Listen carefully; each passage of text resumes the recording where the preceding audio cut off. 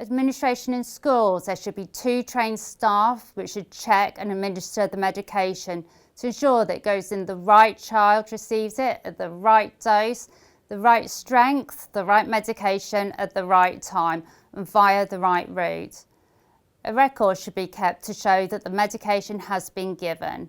Both staff members are signing to say that all the 5 rights have taken place and been checked.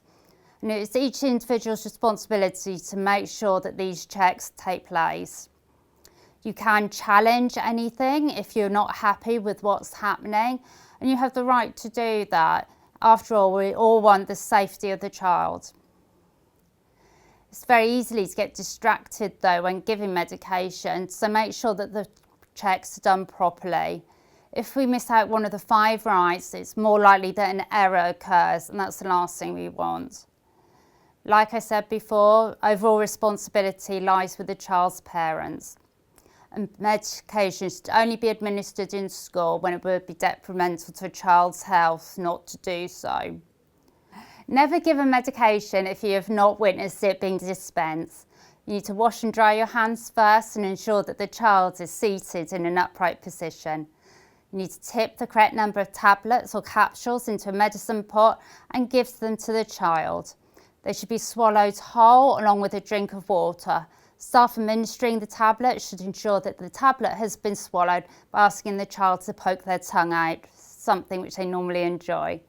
You need to sign the medication administration sheet, and tablets can be crushed or emptied, and some tablets need to be crushed so that the child is able to take them.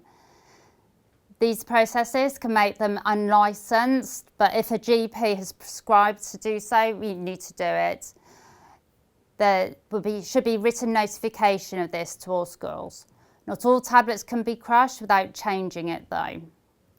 The administration of liquid medication, you need to wash and dry hands first, of course, shake the medicine bottle before opening it, and check the drug name, dose and strength against the parental consent form. Check the expiry date and draw up using the correct amount with a syringe. Place the tip of the syringe into the side of a child's mouth and gently push the plunger to squirt small amounts into the cheek.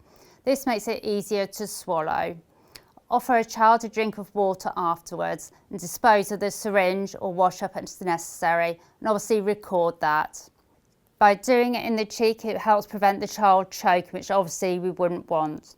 Some of the syringes we use daily or weekly, so make sure they're washed up if that's what's needed and left to air dry.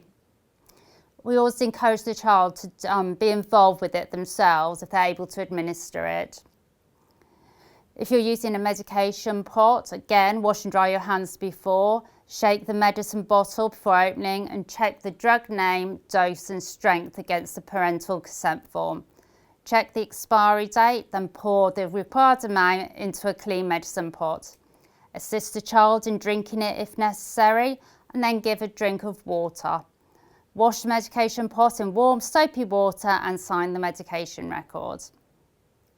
For record keeping, really important, this should include the following information: the child's name and date of birth, medication name, time, dose given, any reactions or side effects, and print the name of the staff member and sign it. Rectal medications, you'll be pleased to hear, rarely given in school, and you would get appropriate child-specific training. You'd have to adhere to the intimate care policy. For eye treatments, obviously wash your hands beforehand, put gloves on, and the child should be sitting comfortably with their head tilted back. Ensure you have checked which eye is to be treated, and the dropper shouldn't touch the child's eye or eyelid. Hold a piece of clean gauze or tissue under the eye to catch any, and if both eyes are being treated, there should be separate bottles for each eye, labelled left and right.